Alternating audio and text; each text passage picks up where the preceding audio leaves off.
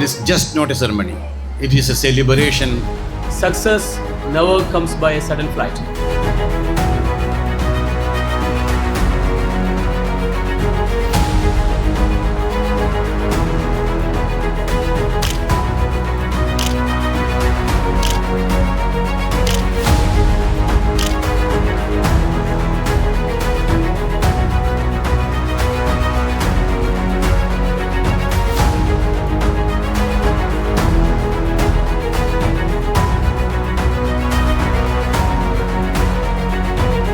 ഞാൻ IIM-ൽ ഏകദേശം എക്സാമിന് ഒരു 1.5 months മുമ്പാണ് വന്നത്.